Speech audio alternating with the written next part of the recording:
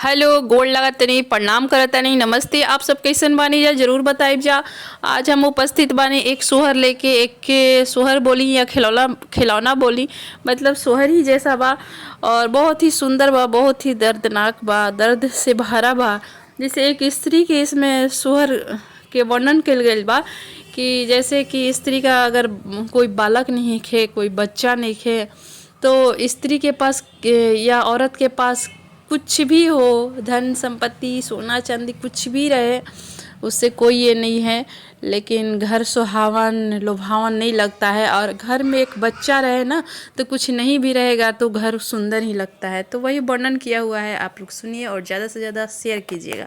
सुन लागे दिया बिना मंदिरा, मांग सिंदूर बिना, मांग सिंदूर बिनु हो, रामा ओई से हमार गोद सुनत करे लालन बिना हो, रामा ओई से हमार गोद सुनत करे लालन बिना हो।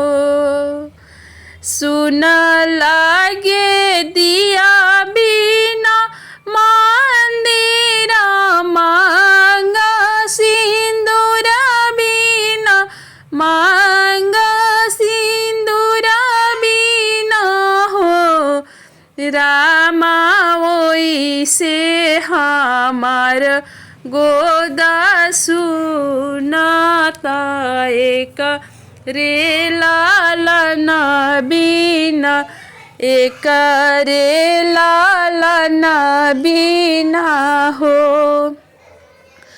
10 मन लगनी हम अमावा तयरुम हुइया, तयरुम हुइयानु हो, रामा तबो ना सोहावन लागे बगिया, त एक रे लालन बिनु हो, रामा तबो ना सोहावन लागे बगिया, त एक रे लालन बिनु हो।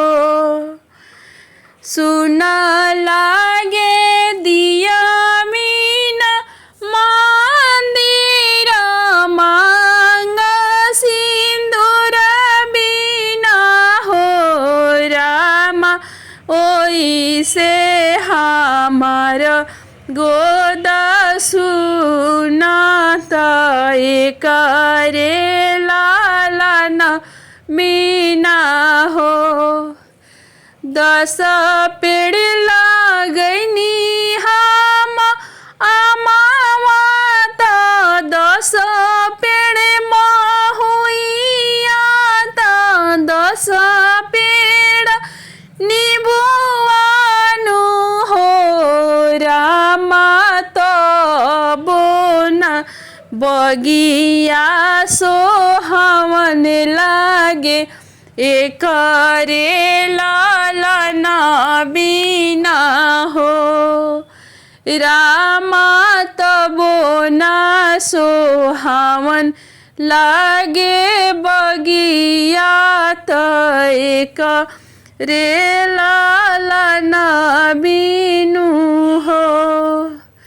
घरवा में भरल सोना चांदिया, त बैंक में रुपइया, त बैंक में रुपइया नु हो, रामा तबो ना सोहावन लागे अंगना, त एक रे लालन बिनु हो, रामा तबो ना सोहावन लागे घरवा त एकरे लालन बिनु हो।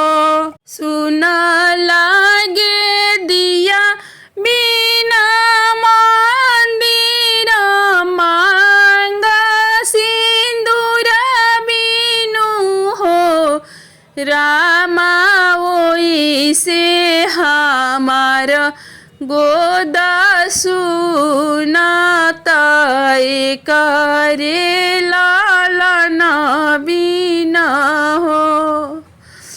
रामा ओई से हमार गोद सुनत करे लालन बिना हो।